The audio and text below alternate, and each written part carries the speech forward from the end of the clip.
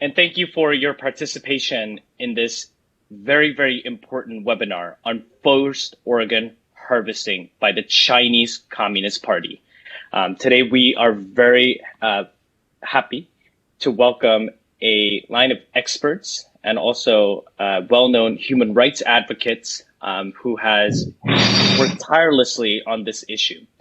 I will be going over a few house rules before we give over to our Vice Chairman of the Committee on Present Danger China, Mr. Frank Gaffney.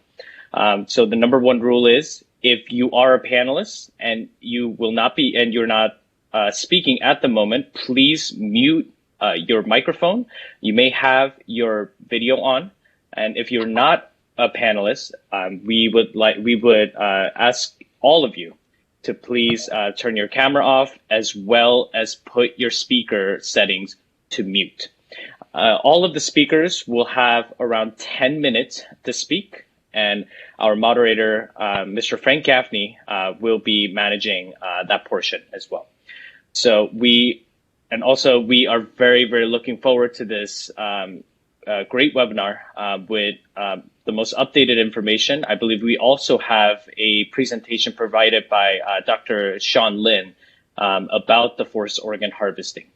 So without further ado, I would like to welcome Mr. Frank Gaffney, the Vice Chairman of the Committee on Present Danger China. Welcome, sir. Jae-hoon, thank you very much for that warm introduction, for teeing up very nicely the program. I've had the privilege of participating in or moderating quite a number. I can't think of another that is more important, really, than this one, for the reason that not only do we have an extraordinarily impressive group of people with deep knowledge and strong convictions about the crimes against humanity on a, industrial scale that we'll be discussing today, as what is afflicting various communities within communist China at the moment, namely organ harvesting or organ genocide, if you will. But also because of what this particular horror tells us about the Chinese Communist Party that is perpetrating it, and what it tells us not only about their attitude towards human life, even of their own people, but what it tells them about their aspirations for the rest of us. And I think for all these reasons, we're going to make a record here that is exceedingly important. I hope that it will be widely shared. We're very appreciative to those of you who are watching it live, and those of you who will be picking it up in due course. And I hope that you will pass it along so that our countrymen and women and people around the world are both apprised of the nature of this almost unimaginable affliction in China and what it tells us about the perpetrators. With that, I'm very pleased to welcome Ambassador Andrew Bremberg. He is a man with a very distinguished record of public service, including notably as the Domestic Policy Council Director for President Donald Trump. He served in Geneva subsequently in the office of, as the ambassador in the office of the United Nations and other international organizations there.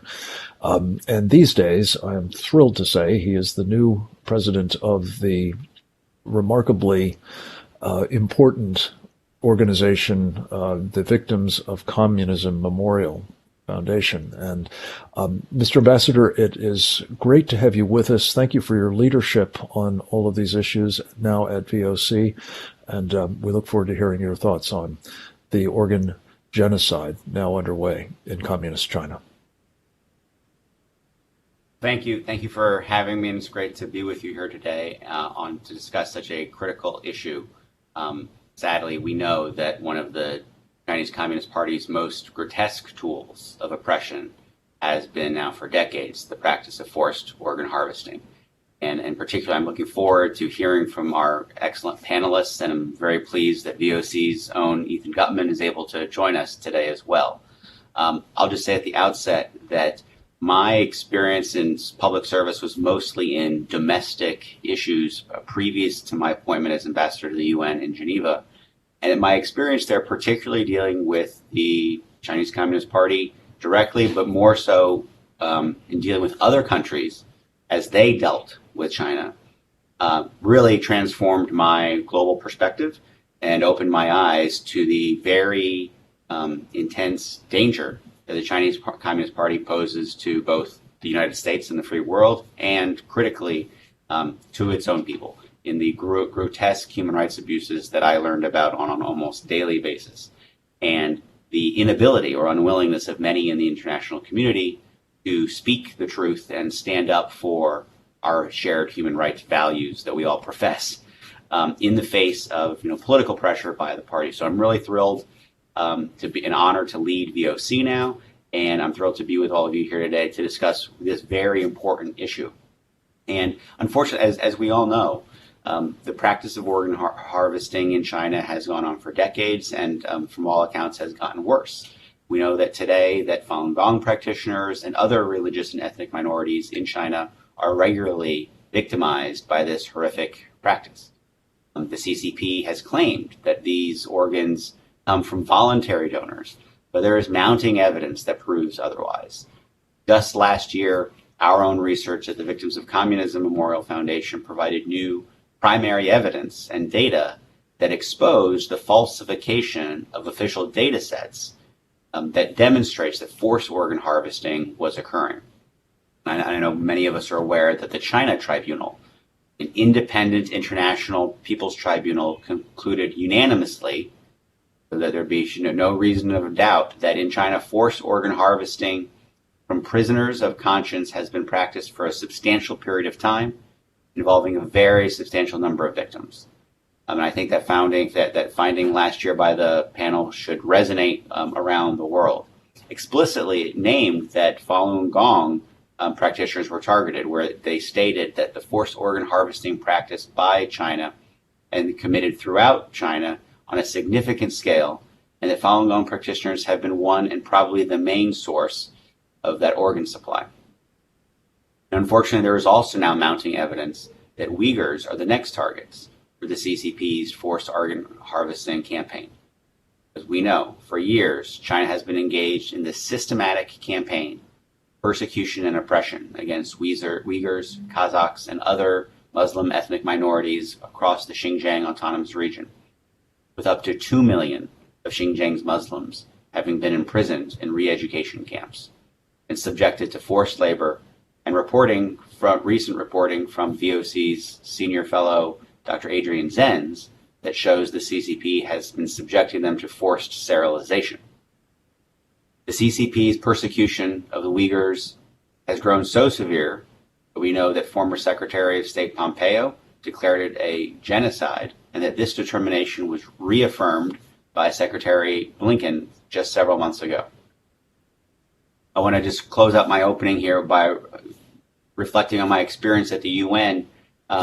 Just last month, we saw that human rights experts called on China. These are special rapporteurs that are designated by the Office of the High Commissioner for Human Rights to address critical human rights issues around the world.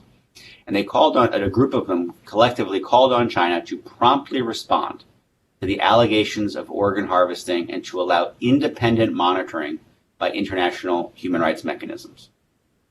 And sadly, we know that they will not, and that China will not respond to these pleas by members of the institutional international community, and that it is only through important government action, whether by the United States and other countries that profess to protect and promote human rights, that will pressure and force China to begin to open up their own domestic practices to international inspection.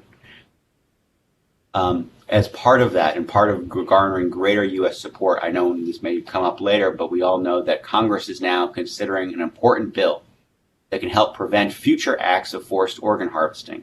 The Stop Forced Organ Harvesting Act expands the U.S. government's powers to directly combat organ harvesting by imposing harsher penalties for purchasing organs, imposing sanctions on individuals and government officials in countries who support human organ trafficking and forced organ harvesting, and introducing mandatory reporting on human organ trafficking in foreign countries and on U.S. institutions which train organ transplant surgeons. So with this, I just want to say thank you for having me join you today. We at the Victims of Communism Memorial Foundation are urging all those around the world to hold the Chinese Communist Party and other foreign governments responsible for their complicity in this heinous human rights abuse accountable. And we will continue to raise our voice against China's abuses and demand that human rights and justice for all the victims of the Chinese Communist Party, including the practitioners of Falun Gong, come today. So thank you, and I look forward to this presentation and discussion. Ambassador Brambach, thank you. This is a splendid overview and introduction to the topic. And as you've mentioned, we're going to hear next from one of your colleagues at the Victims of Communism Memorial Foundation, an old friend of mine and very valued colleague, Ethan Gutmann. He's an investigative journalist and, I think a freedom fighter in a number of respects. He is, among other things, the co-founder of the International Coalition to End Transplant Abuse in China. He is the author of numerous books and reports on the subject, including The Slaughter, Mass Killings, Organ Harvesting, and China's Secret Solution to its Dissident Problem, and an investigative report that is in the form of an update to that, Bloody Harvest, The Slaughter. Ethan Gutmann, thank you so much for the work that you are about, most especially in this space, and we're anxious to hear what you have to say on both the nature of the problem and the extent to which we are failing at the moment to come to grips with it. Welcome. Well, we thank you very much, Frank. It's wonderful to be here, and I hope you can hear me. That's the first thing, because I'm using the internal mic, and so I hope that should I speak up? Is that okay? Is that about the right volume? Thanks. You're fine, sir. Okay, good. So listen, I'm going to touch on the basic narrative of harvesting because I'm sort of first out of the gates here, and then I'll move to recent findings, and then I'll pivot to policy. Okay. To manage this within the time constraints, I have cut out individual witnesses and specific data points. In other words, this is the stuff that I think is actually the most interesting. But I welcome questions or comments on anything that might interest you. And a quick thank you to patrons of my field research, Karl Janacek, Peter Recknagel, the Wallenberg family, the Scaife family, David Kilgore, and Women Make Movies. For contributing to the research, I want to acknowledge Gulchera Hoja, Wendy Rogers, Atajur, World Organization to Investigate the Persecution of Falun Gong, and Rahima Mahmoud. Point one, live organ harvesting of political and religious prisoners began with the Uyghurs. 1994, live organ harvesting begins in Xinjiang execution grounds. 1997, following the Gulja massacre, the PSB executed local Uyghur activists, sealed their bodies, and patrolled the cemeteries. 1998, Chinese Communist Party cadres began receiving organs from Uyghur political prisoners in Urumqi. Point two, with Falun Gong as the source, China's transplant industry then becomes a hungry beast. With 450,000 to 1 million Falun Gong in detention at any given time, the Chinese transplant industry surpassed the transplant volume of all other countries in the world. By 2012, China was transplanting over 60,000 organs per year. Now, in most countries, the wait time for an organ is about 2 years.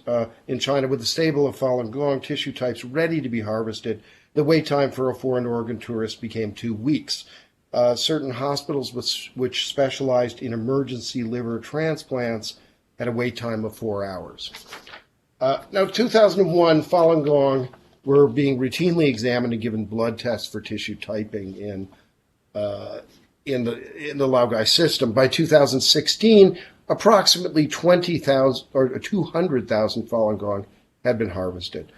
House Christian harvesting begins in 2002, Tibetans in 2003. By 2013, police forces began entering Falun Gong homes to take blood samples and DNA cheek swabs. Organ demand was beginning to outstrip Falun Gong in detention. Point three, Beijing forces 10 million Uyghurs to give blood samples compatible with tissue matching. That's in 2016, where provincial health authorities enforced mandatory, quote, health checks on all Uyghurs above the age of 12. Ultimately, the tests incorporate Kazakh, Kyrgyz, possibly Hui. All Han Chinese are exempt from the tests. Nobody reported receiving medical results from the health checks. And according to the Uyghurs Kazakhs that I interviewed, the one universal feature of the test was not a DNA test, but a large blood test compatible with organ transplantation. Point 4, the camps are constructed and the testing begins. Beginning in 2015, CCP authorities ordered construction of camps across the Xinjiang East Turkestan region. By the end of 2016, at least 1 million Uyghurs and some Kazakhs and Kyrgyz had been detained in the camps. Approximately every 2 months, all prisoners were given a comprehensive health check, including blood tests, EKGs, scans of their lungs and other vital organs. Now, as early as 2017, local authorities put out a directive to construct 9 new crematoriums across Xinjiang, East Turkestan, and the first completed crematorium located in Urumqi placed an ad in the Chinese press to fill 50 security guard positions. Point 6, the appearance of the Green Passage. This is airport fast lanes for human organ transport. The first Green Passage lanes in Kashgar and Urumqi were initiated in 2016 by China's most prolific heart surgeon, Dr. Chen Jingyu. Now, the population using these airports are, by Chinese standards, ridiculously small. The channels thus were openly labeled special passengers, human organ exportation lane, that is, outgoing only. Point 7, the logistics of harvesting from Aksu to the East Coast. Now, all of these elements, the hospital, the camps, a crematorium, come together in one single square kilometer in Aksu Prefecture. 2 camps built to hold around 50,000 prisoners, a pre-existing transplant hospital built into one of the camps, a huge crematorium less than a kilometer away, and a 20-minute drive to an airport with a green channel established by Southern China Airlines. Now, one end user is the first hospital of Zhejiang province. In 2017, liver transplants increased by 90%. Kidney transplants increased by 200%. On March 1st, 2020, First Hospital successfully performed the first double lung transplant on a COVID patient, an advertisement for foreign organ tourists that, even during the COVID-19 health crisis, China's transplant apparatus was open for business. Point 8, witnesses to genocide. Now, there are 2 kinds of people who leave the camp. The first are young people. They're about 18 years old. The announcement they're graduating is usually made during lunch. They call it graduating. They're going to be exploited for their labor at a factory out east. The second group is aged between 25 to 35, and that's the one of interest here. In fact, the average age is often 28. Or 27. This is the exact stage of physical development that the Chinese medical establishment prefers for organ harvesting. Now, following a camp-wide physical examination, some are given check marks and other identifiers based on their blood tests. Then they're taken in the middle of the night. About 2.5 to 5% of the camp disappears this way annually. So, estimate for minimum disappearances, if we're assuming 1 million in the camps, 2.5% annual disappearances. At a minimum, 25,000 human beings disappear from the camps annually, 68 people a day. You can double that for the high estimate. Now, point 9 is that these findings simply can't be explained by other theories, but time is running short, so let me skip to the policy, which I call, in very Chinese fashion, the 3 no's and the 4 yeses. The first no is no more calls for answers or explanations from the Chinese medical authorities, please. It simply encourages them to make up numbers. In the case of voluntary donations, numbers which have been thoroughly debunked by Levy, Hind, and Robertson. So this has essentially become a game where we ask and they lie. But approximately 100 people are being harvested every day, and we shouldn't be playing games. No more calls for Western or UN official investigations. This is our scare tactic, and it won't work. The Chinese state will present investigators with the Xinjiang Potemkin village, as they did with the BBC. If the world needs a textbook on the evidence Look no further than the London China Tribunal. It only takes a couple of weeks to read it. For something shorter, look to Robertson's report for victims of communism last year. Third, no more reforms. The Chinese had their chance in 2012. There were plenty of fellow travelers in the TTS, the Transplantation Society, the Vatican, and the World Health Organization to hold their hands during that process. Now, the world would have probably ignored the death count at that point. All that Beijing had to do was to stop harvesting fallen gone. Instead, the Chinese transplant system continued and then doubled down on the Uyghurs. Okay, so turning to the yeses now, the West is faced with a nearly identical challenge that we faced when we discovered that Soviet psychiatrists were torturing political dissidents under the cover of mental health. There are three differences now. First, we actually know more about the Chinese transplant system than we ever knew about the Soviet mental health system.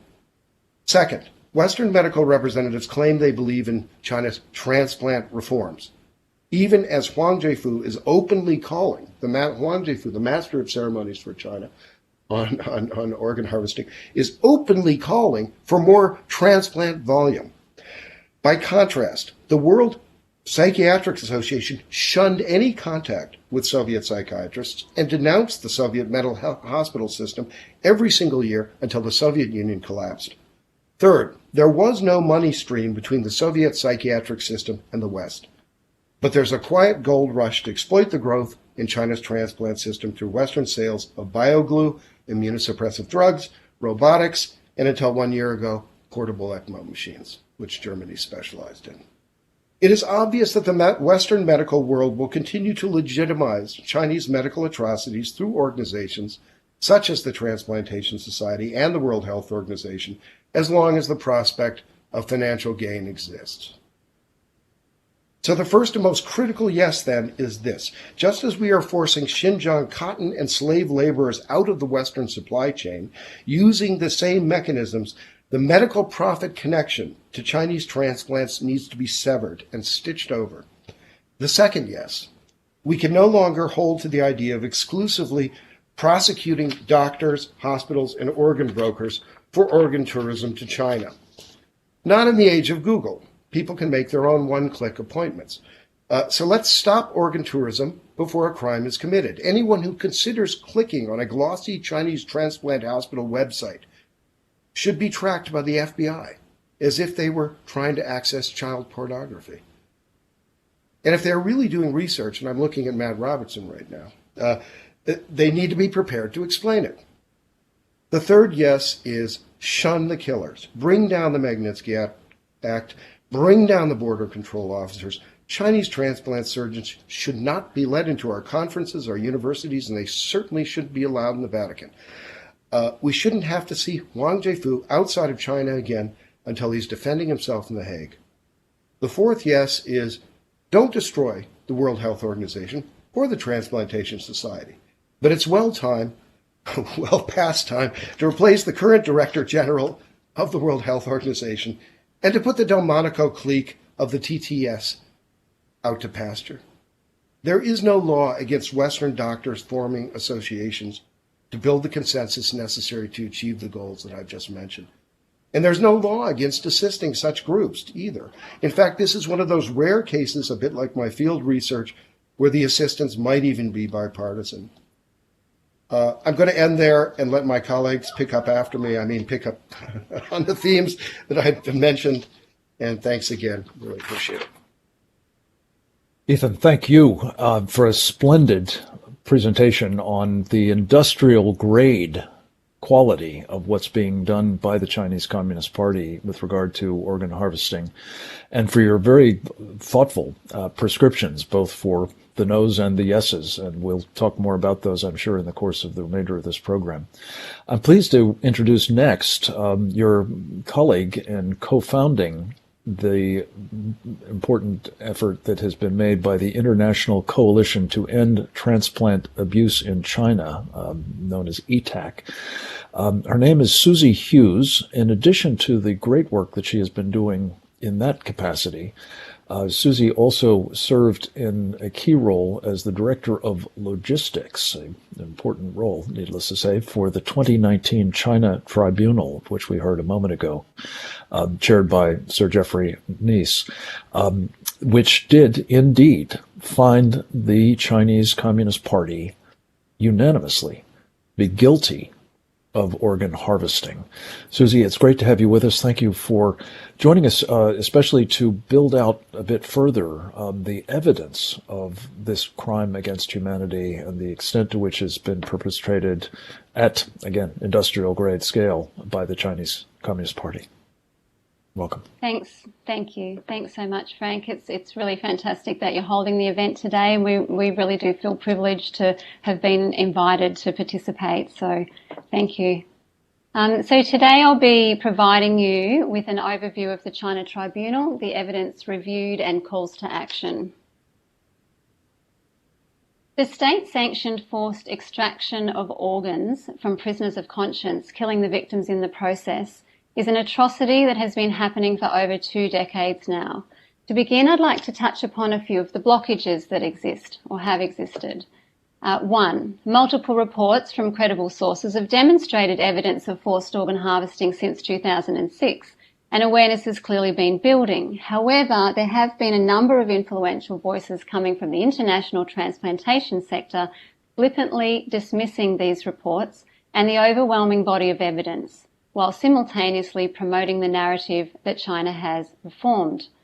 2. When reports of this issue first emerged, trade relationships with China were opening up, with Western corporations and governments seeing China as a revenue source that could not be jeopardized at any cost, even at the cost of human life. 3. The effectiveness of the CCP's dehumanization of the main victim group, the Buddhist Qigong practice of Falun Gong, dehumanization being the 4th stage of genocide, something we also now see in the Chinese state's propaganda against the Uyghurs. 4. Falun Gong was relatively new to the Western world, and many people didn't have an understanding of Eastern spiritual philosophies and religions. 5. People find it hard to grasp that something so insidiously evil could be taking place, with some people finding it a horror that they just want to put out of their mind. And importantly, the fact that the leading international transplant-related organisations accepted China's string of contradictory statements and reform narrative.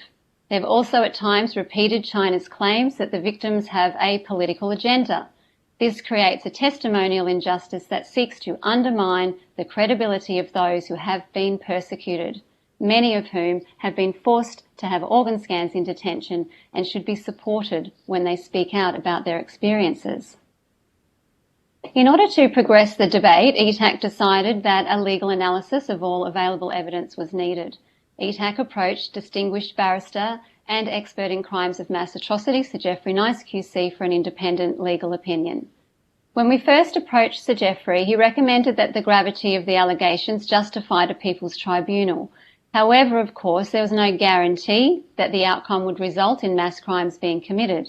For us, primarily a coalition of lawyers, academics, medical professionals and researchers, it was vitally important to progress the debate about whether China has been killing innocent people for their organs or not.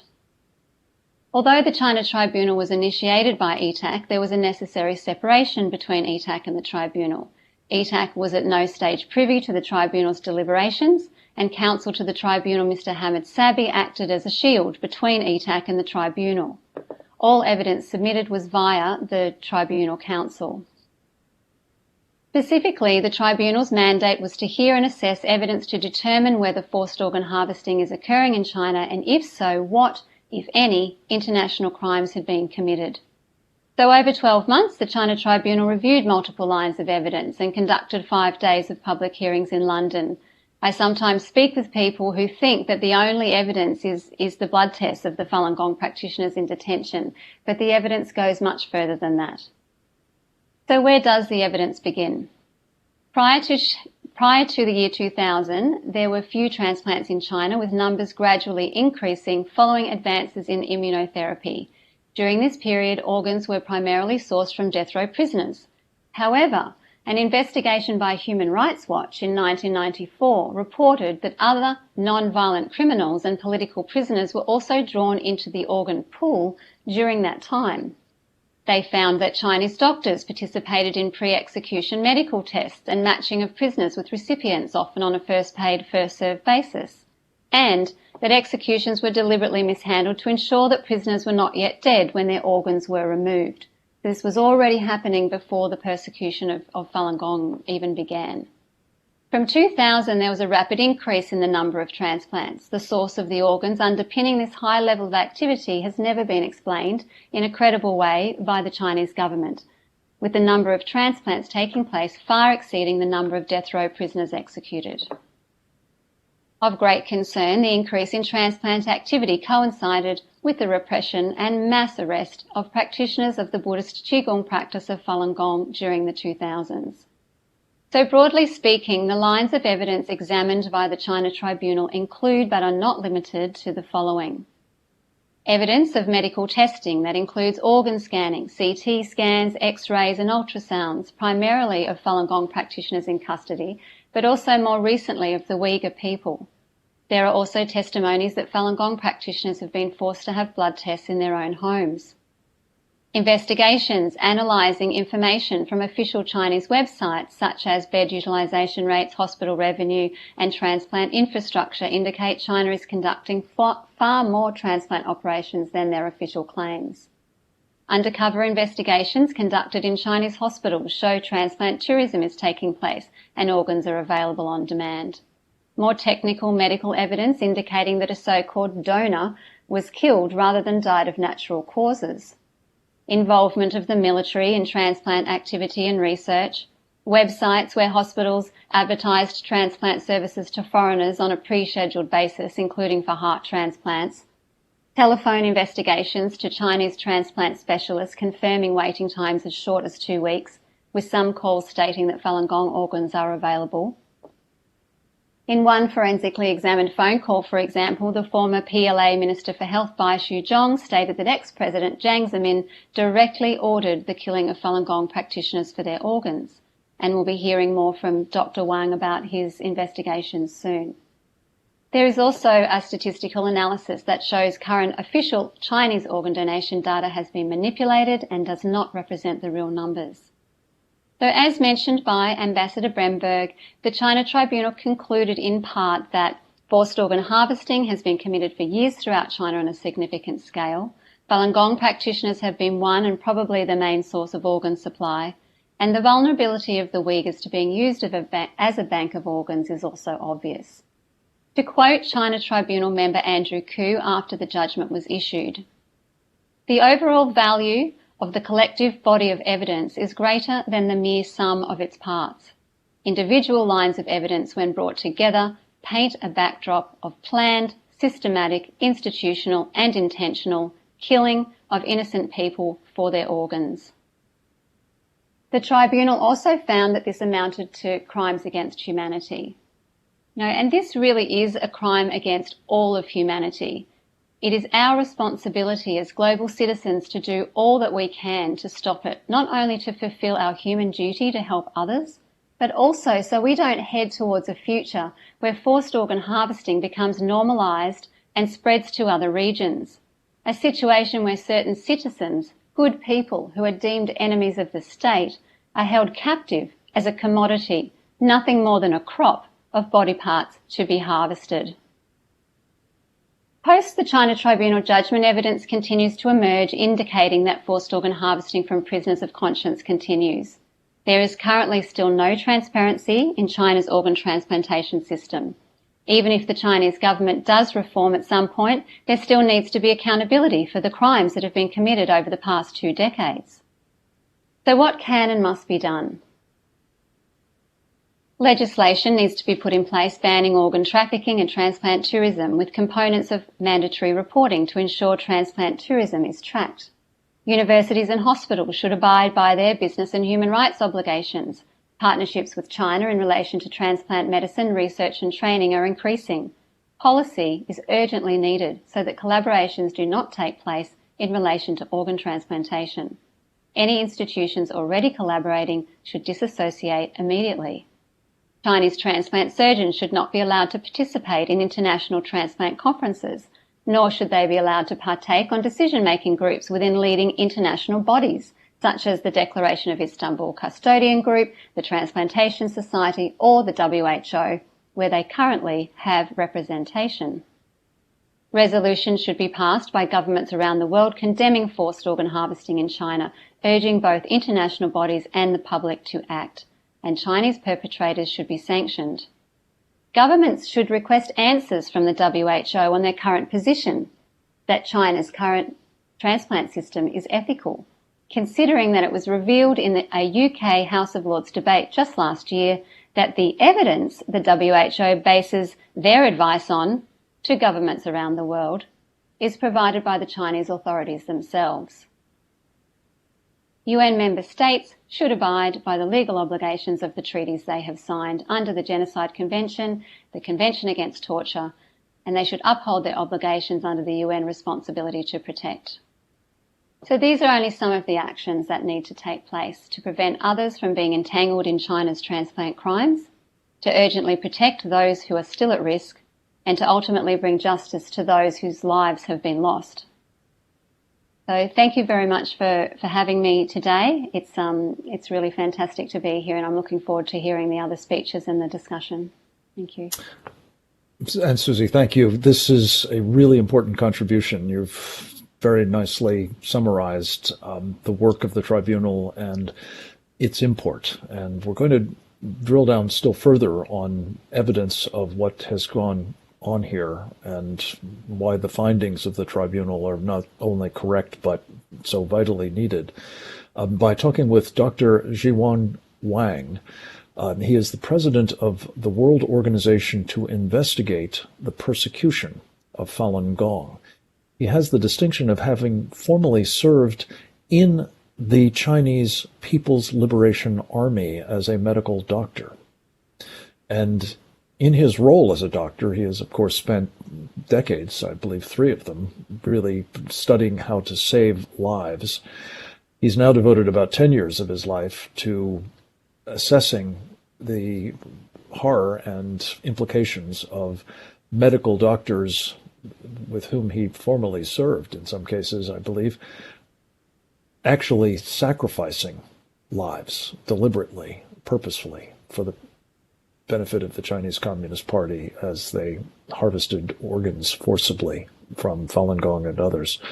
He is the author of a new book, Ironclad and Irrefutable Evidence, which reveals an almost unimaginable truth, namely that China's medical personnel, hospitals, judiciary, and military have worked comprehensively for the purposes of sacrificing large numbers of Falun Gong practitioners through this horror of organ harvesting. Dr. Wang is going to speak to us briefly in Mandarin, and his remarks will be translated by our final panelist, Dr. Sean Lin, whom I will introduce when he comes up afterwards, following Dr. Wang's comments. Dr. Wang, very welcome to your we very much welcome your participation in this program, and the floor is yours, sir. Thank you very much. 女士们、先生们，大家好，我叫王志远，我代表追查国际在此报告中共活摘法轮功学员器官、国家群体灭绝犯罪的几个特征。Okay, everyone, let me interpret for Dr. Wang. So, greetings, everyone. My name is Wang Ziyuan, and on behalf of the World Organization to Investigate the Persecution of Falun Gong, I'm here today to present some of the direct evidence of the Chinese Communist Party's crime of genocide in harvesting organs from living Falun Gong practitioners. 首先呢，我提醒大家注意2个名词的使用：活摘与强摘。So first, I want to emphasize the difference of 2 terms, live organ harvesting versus forced organ harvesting. 活摘是专指中共摘取法轮功学员的器官，是用取活人器官的方式虐杀法轮功学员。中共大量活摘法轮功学员器官是群体灭绝罪、反人的罪。The live organ harvesting refers to the extraction of the organs from living human beings and murdering people brutally in the process. And the CCP's massive live organ harvesting from Falun Gong petitioners is a genocide and crime against humanity. 强摘是强制取器官，并不一定是杀人，也可能是取死人的器官，只是没得到本人或者家人的同意，是属于侵犯人权、违反职业道德的范畴。The forced organ harvesting is the forced removal of organs. The victims are not necessarily murdered, as organs are possibly taken from the corpse without the consent of the individuals while they were alive, or the consent from their family members. So it pertains to the field of human rights violation and the violation of professional ethics. 所以，强摘是中共愿意接受，并且有意炒作的用词，意在转移视听，避重就轻，化解活摘这个群体灭绝罪的一个策略。当然，中共并没有直接承认他自己是强摘，但他一直说他是摘的死旧器官。可是呢，人们很自然的就会把摘取死旧器官和强摘联系在一起，把活摘误解为强摘。Therefore, forced organ harvesting is a term that the CCP is willing to accept, and it has purposefully hyped it up in order to divert people's attention to its relatively minor crimes and hide the serious ones. It is a strategy to dissolve its genocide crime of live organ harvesting. Of course, the CCP did not directly admit that they were engaging in forced organ harvesting, but people would naturally associate harvesting organs from death row inmates with forced organ harvesting, and mistake live organ harvesting for forced organ harvesting. 所以我在这里提醒各位以及在线上的世界各地的朋友们，注意用词上不要给中共留有可乘之机。So here I want to remind everyone, we need to keep in mind the difference between these two terms, so that we won't let the CCP took advantage of the difference of these two terms and hide their serious crimes. 好，下面我就请林小旭先生帮助我代读我今天的发言稿。好，谢谢。Okay, now to save time, Dr. Wang asked me to just read his presentation in English. So, Dr. Wang testimony. And so, first of all, I would like to ask everyone a question. When and where in the world did the number of organ transplants grow exponentially for the first time in human history? And the answer is 1999 in China. In more than 20 years periods before 1999, the cumulative number of liver transplant cases in China was only 135 cases. That means an average of 5 to 6 cases per year. There were 78 cases of liver transplants during the 8-year period from 1991 to 1998, an average of 9.7 cases per year. And China was one of the most underdeveloped states in the organ transplant field. However, since the end of 1999, the number of cases grew at an exponential rate. From 1999 to 2006, there were 14,085 liver transplants during the 8-year period, an average of more than 1,760 cases per year, which translates into an increase about 180 times from the previous 8 years period, and in some hospitals, even several thousand times more. So please note that the number mentioned above are from public government records, and the real number are even more alarming. So let's use the example of Tianjin First Center Hospital. From 1994 to 1998, only 8 cases of liver transplant were performed in this hospital. So however, starting from 1999, the total number of the transplants had grown exponentially in this hospital. And the hospital's new building for transplantation increased its bed availability from 120 to more than 500. The bed occupancy rate was also said to be over 90%, and the highest record was 131%. The average hospitalization time for patients going through surgeries was 25 to 30 days. So according to this data, the actual number of operations per year exceed 5,000. And during the peak period, there were 8,000 cases per year just for this center. And also, there are two extremely alarming numbers I want to mention. The first is an extremely short waiting time. And also the second one is a donor organ waiting time is about 1 to 2 weeks. Why do we say this is shocking? If we take a look at the United States numbers, United States, the most developed countries in organ transplantation industry, and average waiting time is 2 years for a liver, and then 3 years for a kidney on Americans' land. But in China, there are very, very short waiting time, and also there are unique situations for the organ harvesting in China. One, the patients can even choose organ donors. They can select young and high-quality organ donors.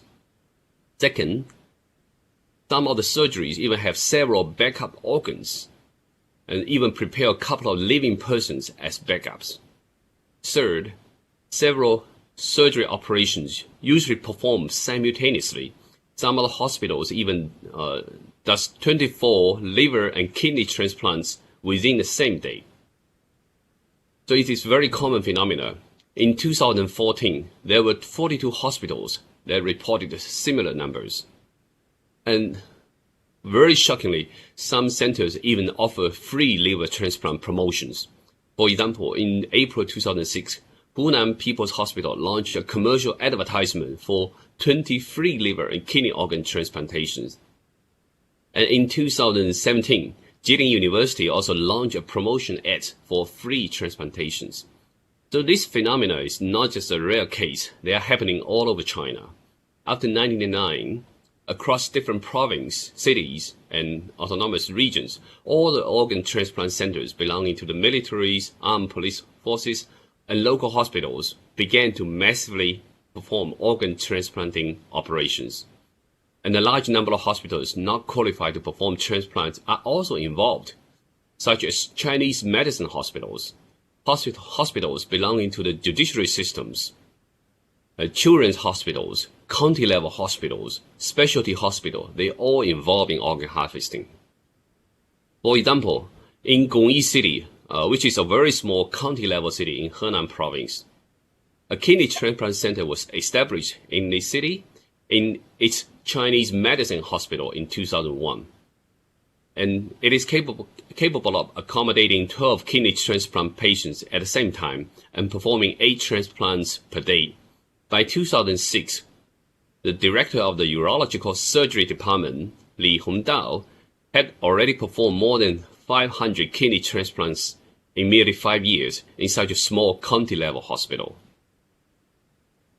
And before 2010 in China, almost no one donated organs. Until now, very few cases happened. An official donation organization in China, the Red Cross, had very few donations, and this number could almost be relatively even ignored. And from August to September 2018, the WOIPFG conducted a phone investigation to Beijing's Red Cross Organ Donation Office. It was found out that the Red Cross donation system was actually still in preparatory stage. It had never started any actual organ donation work. While at the same time, Beijing has 23 organ transplant hospitals and the largest organ transplant volumes in whole China. So to summarize, since 1999, human race had never had such an exponential organ transplant growth rate, as well as the superior short waiting time and abundant source in any part of China than any other countries. So this is directly related to China's persecution of Falun Gong. Since 1999, under the direction of former CCP top leader Jiang Zemin, the CCP controls state apparatus, including the party, the government, the military, the armed police, the justice and health systems, launched a nationwide genocidal massacre of Falun Gong practitioners in an organized manner through organ harvesting for transplant surgeries in China. And since March 2006, WOI-PFG has been continuously investigating into the CCP's state crime of organ harvesting from living Falun Gong petitioners. And as of January 6 this year, the investigation had obtained 730 pieces of recorded audio and video evidence and more than 2,000 pieces of data evidence for the CCP's live organ harvestings. And WOI-PFG has obtained 58 pieces of direct evidence concerning the CCP's use of Falun Gong petitioners' organ in transplants.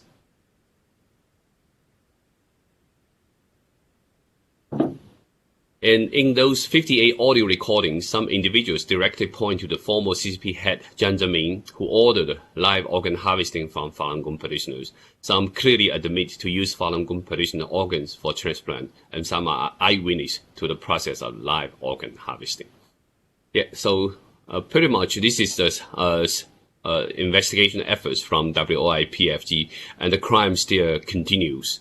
And let me end here. Thank you very much.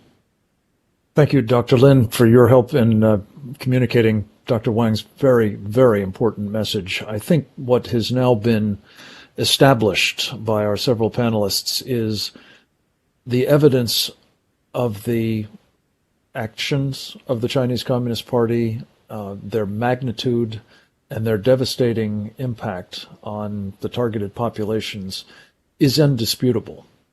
And to develop a little bit further what the implications are of all of that and to further discuss what we should be doing in response, I'm very pleased to welcome back Dr. Sean Lin in his capacity as a panelist and a contributor in his own right.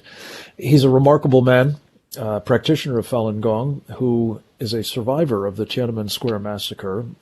He fortuitously was, with help from members of Congress and the State Department, able to finally get released from Chinese prison where he was incarcerated after making a visit back to his motherland back in the early 2000s, as I recall. He has worked as an Army officer, including as a virologist, a medical doctor at Walter Reed, and has obviously insights into both what has been going on within his faith community at the hands of the Chinese Communist Party, and a great appreciation more generally of the threat that the Chinese Communist Party represents to all of us. And welcome your comments at this stage of our webinar. Dr. Lin. Thank you, Frank. It's my honor to join these distinguished panels.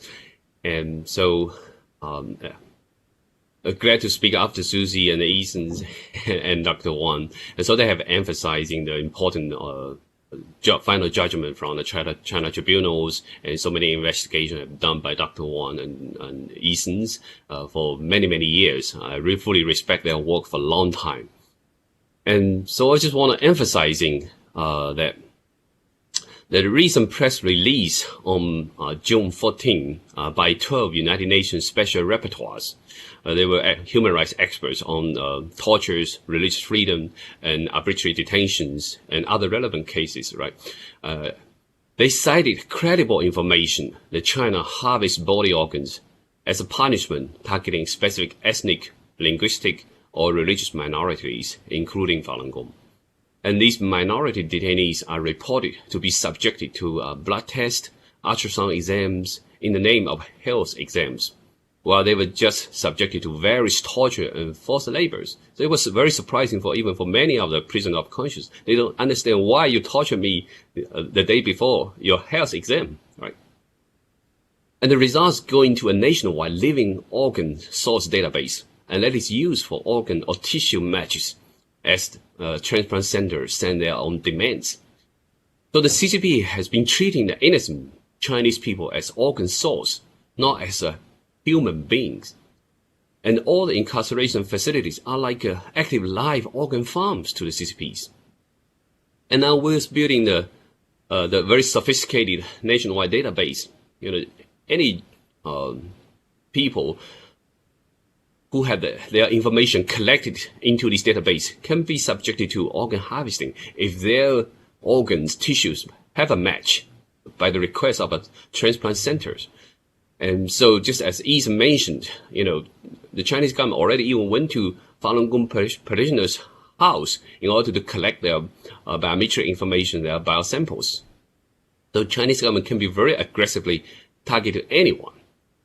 And in addition, CCP has utilized this international organization to promote their propagandas and lies that CCP has established an effective organ donation system in China. And so I also want to emphasize that the World Health Organization, they collaborated with CCP officials to establish this donation and transplantation of human organs and tissues task force.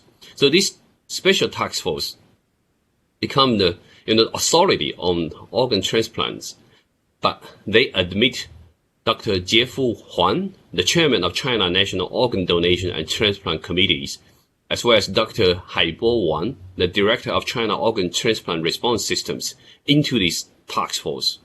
And they are actually the initial founding members of the task force. So definitely CCP is collaborating with WHO on this task force. And both of these doctors is well documented to be notorious for deeply engaged in forced organ harvesting in China. And so academic researchers by Maria Chong, Dr. Torsten Chey, and human rights lawyer David Matas have revealed a direct link between the persecution of Falun Gong parishioners and the forced organ harvesting. And they describe the persecution as a cold genocide, a slow-moving, concealed, but nevertheless a destructive form of genocide, which still continues unabated to this day. So in my speech, I want to emphasize this concept of cold genocide for organ harvesting. And through Maria Chan's studies, they found that the cold genocide is a multifaceted strategy that has no bounds as to what means or methods can be used to completely annihilate a target group from society. It is a strategy used by Jiang Zemin, who initiated the persecution of Falun Gong in 1999. And these methods can thoroughly and effectively eradicate Falun Gong parishioners without alerting the international community. And since the CCP acts above and outside the national justice systems and controls all media and means of expression in China, the cold genocide of Falun Gong is invisible to the public, and only those who participated in the persecution are aware of it. So this is a quote directly from their study. So, and also a little background on Falun Gong, because many people wonder why Falun Gong is being targeted for this genocide. So Falun Gong is ancient Chinese spiritual practice. It embraced the core values of truthfulness, compassion, and tolerance. In Chinese, we call it 真善人. And it has suffered more than 2 decades of brutal crackdown and a cold genocide since 1909, simply because Falun Gong groups has outgrown the Chinese Communist Party by the end of 1999. And also, Falun Gong parishioners have their own spiritual belief and have their own independent thinking, very different from what the CCP wants. They want the control, they want the mind control for all Chinese people. And so the persecution of Falun Gong is actually a clear evidence of the criminal and evil nature of the Communist Party. And in terms of policy-wise, I want to echo the recent calling from Ms. Nina Shea, the senior fellow at Hudson Institute and a director of the Center for Religious Freedom. And so Ms. Nina Shea stated, in January 2021, the then Secretary of State Pompeo determined that the Chinese Communist Party is committing genocide against predominantly the Muslim Uyghurs and other ethnic and religious minority groups in Xinjiang, a determination that Secretary Blinken affirmed soon afterwards. So now, mounting evidence from the variety of respected sources leads to the irrefutable conclusion that Beijing is working to physically destroy Falun Gong. This meets the genocide definition under international law, and Secretary Blinken should immediately direct his Department of Global Criminal Justice to review the United Nations experts' findings and extensive published reportings to make a Falun Gong genocide determination, along with appropriate sanctions, end of quote. So, this is a very important calling. I definitely want to emphasize this one. And we, from Eastern government's presentation, we also understand the medical society is not respond enough to the final judgment from all the publications regarding the organ harvesting. And I also want to echo that the International Medical Society should apply distrust and verify principles in any engagement with Chinese counterparts. And probably also other international organizations in scientific, artistic, or economic fields should also apply these principles when they deal with the Chinese Communist parties. And for medical institutions, if they still have collaboration with Chinese counterparts, they should not simply try to ease the pressure by simply asking Chinese surgeons to sign the ethical pledge when they are in the United States. There's no guarantee they won't commit the crime of organ harvesting when they go back to China. And also, I think people should not simply deny the existing of the organ harvesting by saying no independent investigation have been done by WHO or any kind of excuse. Sometimes just need a common sense. People can understand there's definitely something wrong in a very short waiting time for organ transplant with abundant source of the organs killing by demand system established in China. And I was actually very impressed by Professor Jacob Levy from Israel. He advocated in Israel to pass a law that forbids insurance company paying coverage for organ source from China. And he just knew from common sense, because he have a patient who go to China to get a heart transplant. And this actually can be pre-scheduled. And this is ordered in demand, right, for heart transplant in China. Just from this common sense, he knows definitely there are crime of organ harvesting happening in China. So I also want to echo the efforts from Victim of Communist Memorial Foundation, also End Transplant Abuse Coalition, to call for more community support for the pending bipartisan bill in the United States Congress to combat the forced organ harvesting. And this bill is sponsored by Representative Chris Smith, Tom Suozzi, Vicky Hasler, and also Senators Tom Cotton and Chris Combs. And I want to also pass a little bit positive message for everyone. Many Falun Gong practitioners in different regions have tried a lot of efforts to raise awareness about organ harvesting. And recently, many Falun Gong practitioners in Virginia, they have took initiative to educate local communities about the crime of organ harvesting and have received tremendous support. So far, 9 counties in Virginia have passed resolution to support Falun Gong and condemn the forced organ harvesting. And so this is a very encouraging situation, and definitely we encourage more people with conscience and can step forward to contact their congressional office to support these bipartisan bills in both House and Senate. And the crime of live organ harvesting is so horrible, it should shock the collective conscience of all people. So I believe if we united, we can expose more crime of the CCP and end the live organ harvesting and the cold genocide in China. Thank you very much.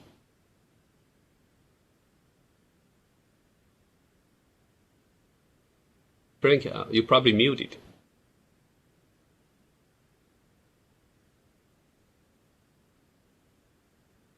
There we go. Apologize. I think somebody else was magically unmuting me previously, so I'm sorry that I didn't understand that wasn't happening this time.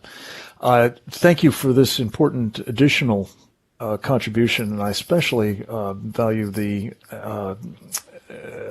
quoting from Nina Shea, who is, of course, one of our country's foremost champions of religious freedom, and her call for what's happening here to be recognized for what it is, as genocide against the Falun Gong practitioners and others, I think is a very, very important addition to our conversation.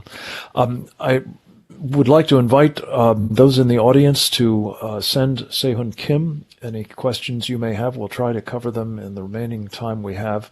I have, in the meantime, a few of my own that I would like to just go through, and I'll throw them out, and anyone who would like to comment, we don't all need to, but anybody who would like to comment, feel free to do so.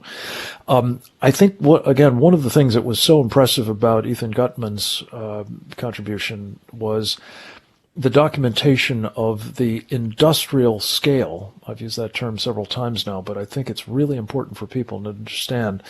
This removes any lingering doubt, it seems to me, whether it's the infrastructure that's been put into place, the airport dedicated lanes, the facilitization of organ tourism, that the Chinese Communist Party, the government of China, is itself directly complicit in, responsible for, and must be held accountable for what is being done in this crime against humanity.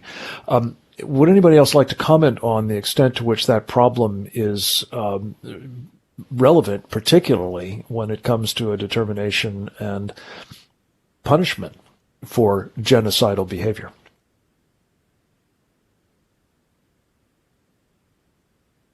Ethan, maybe I could start with you if you have any further thoughts on that. Well, I think what's interesting about it, just as a sort of preamble, is that, World Organization to Investigate the Persecution of Falun Gong was working on this problem of the trying to come up with a transplant volume number for China, which was not easy because China had for 10 years had claimed 10,000 was the transplant volume of China. And they'd done that for 10 years and it never changed. And me and David Kilgore and David Matus were working on it independently. We had some fantastic people with us, Chinese researchers. But the numbers were remarkably similar. All I can tell you is that, even hospital by hospital, I ended up editing some of the World Organization to Investigate the Persecution of Falun Gong documents, and I was really struck by it. I mean, there were some places where there was differences and so forth, but the numbers were strikingly similar all the way through, and what we were seeing, the kinds of hospitals, the huge volume that the individual hospitals were actually reporting, often in all kinds of weird places like Nurses Weekly, and sort of, they weren't even reporting it on their websites necessarily. Dissertations mentioned how much, this hospital's doing this many a year. So that has been one of the most striking, and that was a kind of a golden era of the research in this area. It was about 2016. The problem, of course, is that every time you reveal something about this, and it makes the press and so forth, the Chinese force shields come up, and you will never be able to do the investigation again, and you have to find another way. And so I think this is something that we're all grappling with, is the difficulty of getting research out there right now. And I suppose at the same time, there is an interesting phenomenon, because Huang Jiefu, who's been mentioned several times now, and as I call him the master of ceremonies, he has master of ceremonies of organ harvesting, though he has a full title, which I don't remember at the moment. And he basically has come to our numbers. Okay, the numbers we came out said it's 60,000 to 100,000. He's now saying it's 40 or 50,000, or that he's projecting 50,000 for next year. So they very quickly have kind of freed them up to normalize this. You see how these things backfire in a way. Now it's considered normal. Oh yeah, 40,000, they're doing that. That's way above American numbers. It's spectacular numbers.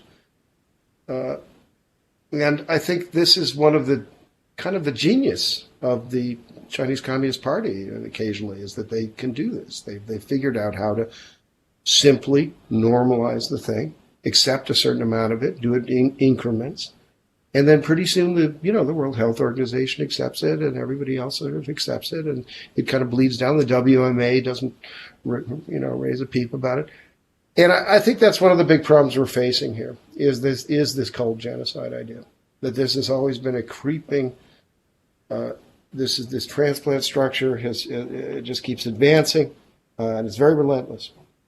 And finally, that there is another aspect to it, which is, we are looking at a dual source now for organs, or triple source. We're looking at executed prisoners, which are still being used for organs. They're just signing a paper now, whereas they didn't before necessarily, and we're not even sure about that. And those are hardcore criminals usually. We're looking at Falun Gong, because I ran into several witnesses in Kazakhstan who mentioned that they'd seen Falun Gong in their camp. There's no question in my mind that they're still harvesting Falun Gong. And they're doing it in East Turkestan. Now, and then finally, of course, the Uyghurs. And to some extent, much lesser, the Kazakhs and the Kyrgyz and Hui. But, that's where we're at. We have the supply is relatively inexhaustible. And for that matter, we don't know about the Tibetans. They've been very, very bad at reporting this. And clearly the Dalai Lama has put up some resistance to bringing this out as an issue. So we don't really have good information on that, though there's a huge population there as well. Yeah, huge population and huge industrial effort behind exploiting it. Anyone else want to comment on that quickly before we move on? Frank, it's Christine Dolan. I don't know if you can hear me. Can I jump in here and just ask some questions? Because I think this is... Christine, no, we can't do that, I'm afraid. Okay. Right. If you would send a question to Sehun Kim, we'll try to put it into the mix, but we've got to move this thing along. Thank you that's fine. for your understanding. Appreciate it. Can we talk offline? Absolutely. Okay. Sehun, I understand you do have some questions from the audience. Would you go ahead? Yes. The questions come from our very own Faith McDonald. Question number 1. She asks, can Dr. Lin tell us which counties in Virginia have passed these bills? I would like to encourage for more. The second question is, regarding the yes on stopping tourism, is Google taking any responsibility to monitor or alert the authorities? Although she's not hopeful in that regard. Yeah, good questions. Sean, over to you first. If it's a long list, maybe we can't do it justice here, but some examples of where you've had success? Yes, I do have the information quickly. That Shenandoah counties, Frederick counties, Prince Williams, Loudoun, Fauquier, Warren, Spotsylvania, Madison, and Westmoreland. Those 9 counties in Virginia.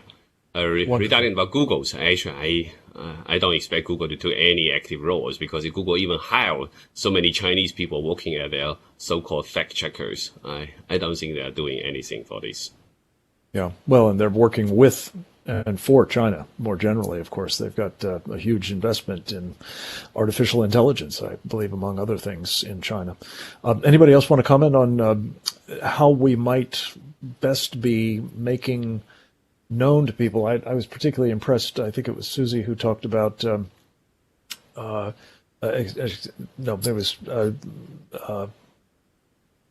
friend Nina Shea talked about the possibility of using. Nope, I know it's somebody else, but remind me who had the idea that we can use insurance companies as leverage, assuming that there is a flow of information about who's getting these transplants, drying up, in other words, the market for these organs. Anybody care to comment on that? I would like to comment. I think that's very difficult because of the medical privacy laws are constantly used in this area. And so that's why this is sort of, I'm not saying it's a well-established plan, it's just something that occurred to me, is to try to go another way, because I know the FBI has been very interested in doing human rights work recently, and they've started to get very involved, particularly in the Uyghur issue. And it occurred to me that this is one area where they really could have an impact. Look, there's a misunderstanding out there that this is all done by sort of these shadowy guys in trench coats who come out and sort of say, I hear you have a problem with your liver and we can take care of that for you. That's not really the way it's done. It is done through Google. These websites are in English. They put out videos advertising themselves in English and to some extent in Arabic as well. They're really pushing the halal organ idea very strongly. They want the business. And so the best way that we can do it, I don't know what they're going to do about this in Saudi Arabia, probably nothing. But for us, we could track that stuff. We could, and it's a legitimate idea. And now I've got a phone. You've got a phone call that you've got to take. Susie, this brings me to you. You, I think, mentioned biomedical data. One of the things that has been worrying to me particularly, and I think to our Committee on the Present Danger of China more generally, as reflected in a recent webinar we co-sponsored with Women's Rights Without Frontiers and Save the Persecuted Christians, is this social credit system as a vehicle for aggregating and mining and exploiting biomedical data. And there's some of us who are concerned that that may turn up here shortly in vaccine passports as well. But talk a little bit about how you see that, featuring in this industrial enterprise of the Chinese Communist Party, organ harvesting. Yeah, thanks, Frank. Look, I think it's it's this mass surveillance, isn't it? In the early days, I suppose it was easier for example, for Falun Gong practitioners to get out of the country, when we had sort of paper passports and this sort of thing. But the situation's completely different now. And, talking about the social credit system and the sort of tracking and the tracking of people's every movement, really, private details, all of that.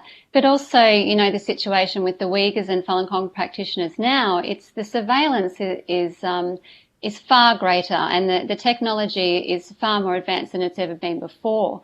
So, in lots of ways, it just makes it, their crimes even more hidden. And the sort of power the state has over the people in China is even greater.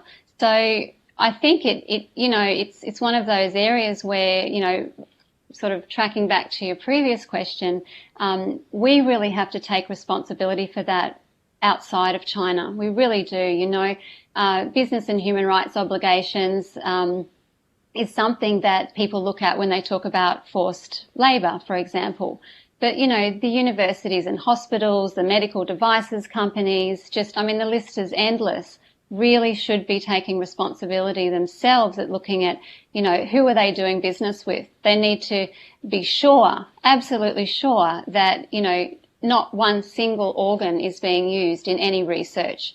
We have an example, for example, at Alberta University, there was a situation there, and a professor of transplantation testified to the China Tribunal that, a collaboration was about to take place. He should have been the person making the decision in the first place. He sort of found out about it at the last minute. And basically, he said to the university, he said to the TTS and the WHO, and this was through Professor Delmonico as well, if it cannot be guaranteed that every single organ that's used is ethical, then we can't go ahead. It doesn't matter how much it's worth to the university, we can't go ahead with this, and in fact they didn't. And it's a fantastic example, and it's what every single university should be doing. So it's sort of, I think the two issues, the fact that this surveillance is happening is another key warning that, we really need to act. We need to move quickly. Yeah. Lest, as you say, Susie, this all be normalized and proliferated well beyond China, quite possibly.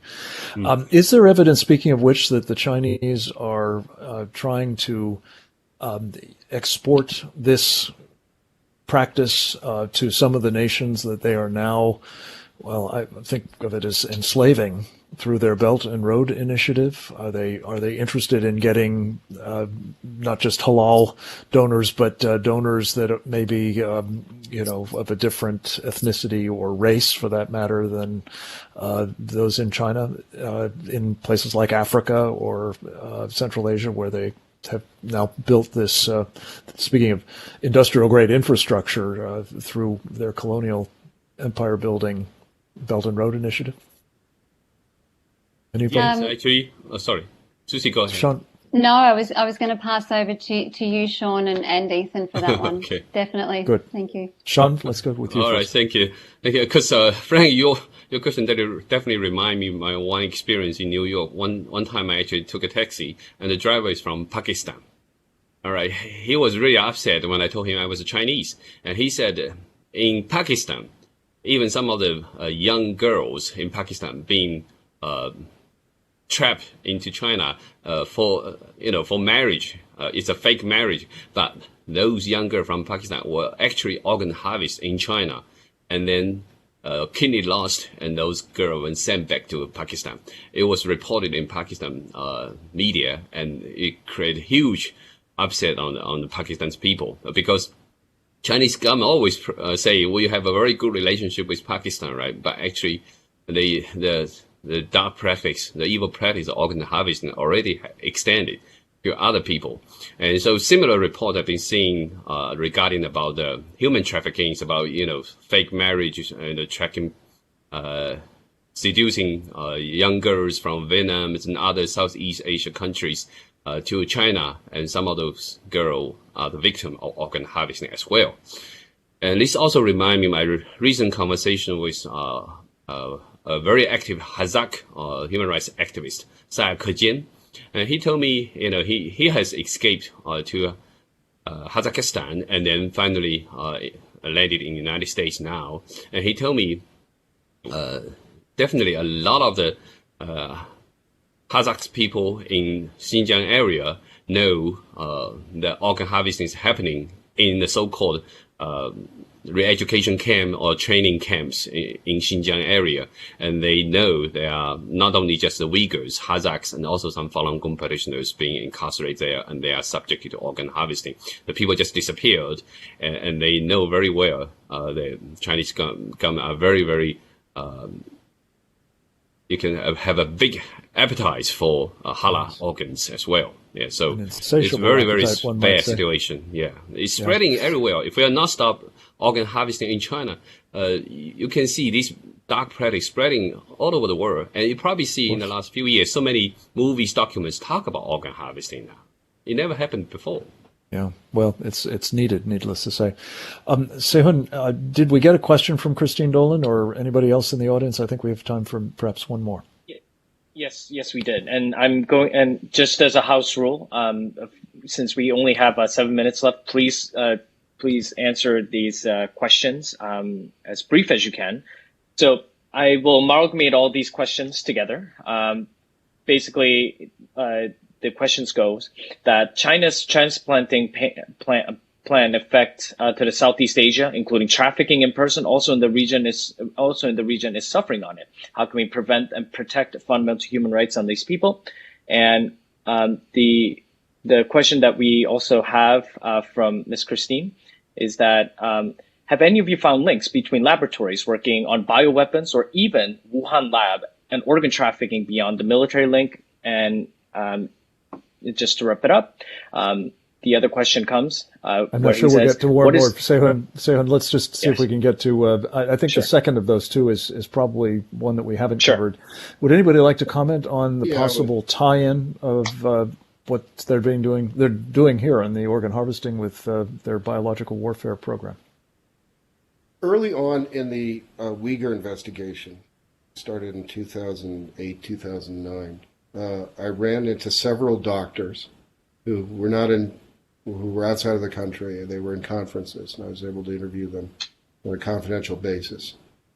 And 3 of them mentioned being told to go into the countryside, to very, very obscure areas of East Turkestan, really, really remote areas, little one-room schoolhouses, that kind of thing, and they'd have to take blood samples from all the kids.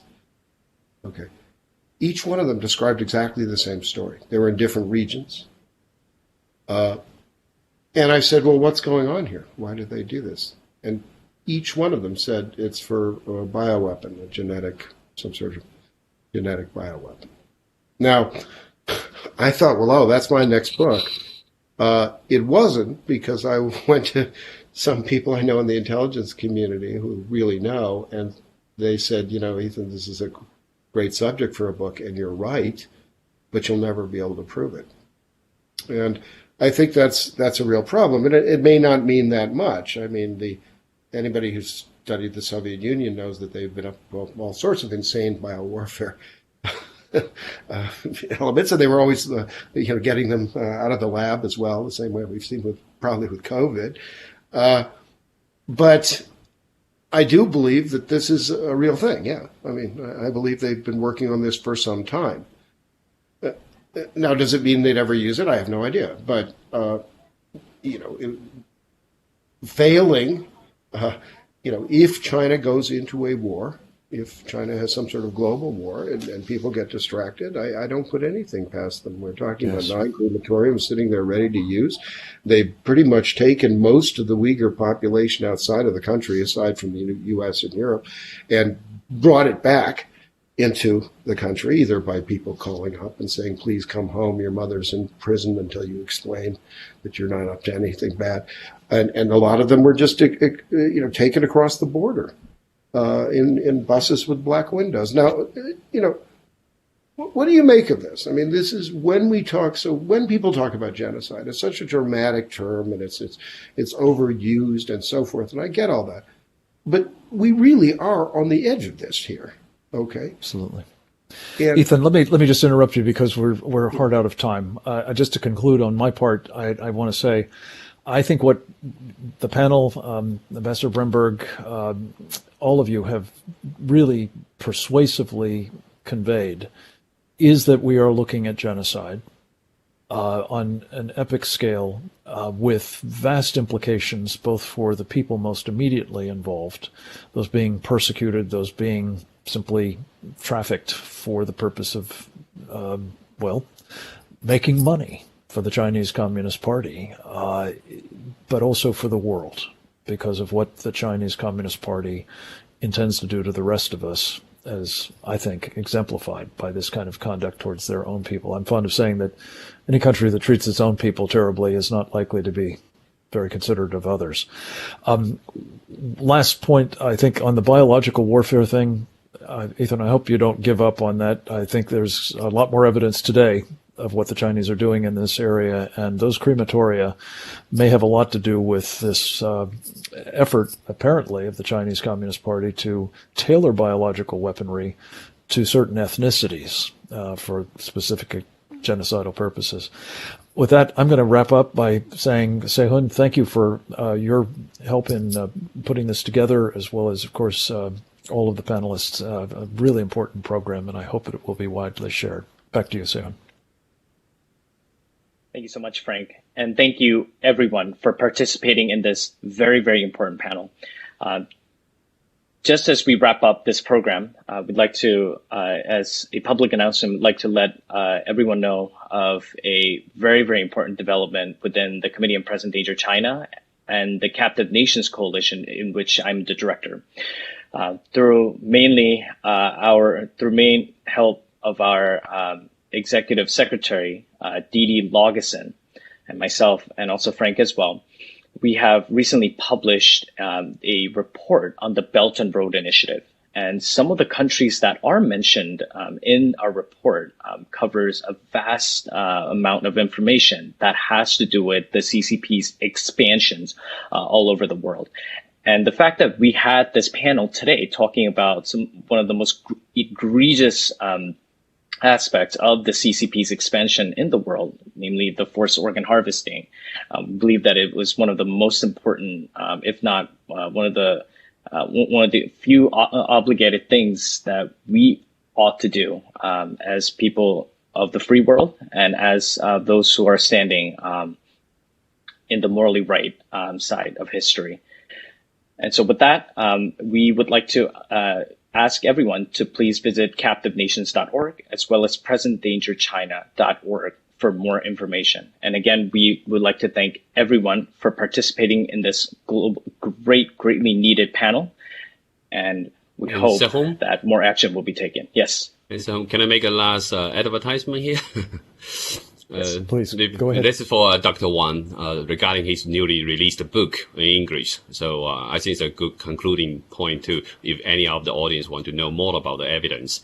So Dr. Wang has a new book called Ironclad and Irrefutable Evidence. And so he has this book in Chinese and English and also in documentary video as well.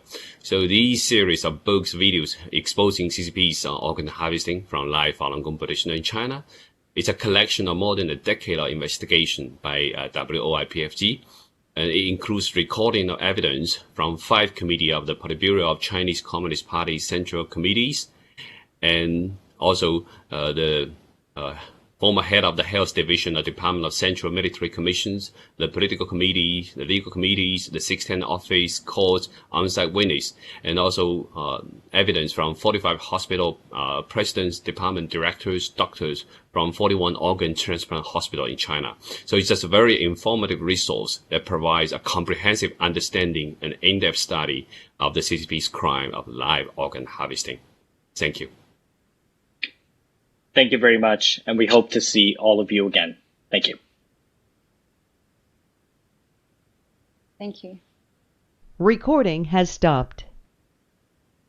Thank you, everyone, for participating in this very, very important panel, and thank you especially to Frank for moderating this. Thank you, and thank you especially to Ambassador Bremberg.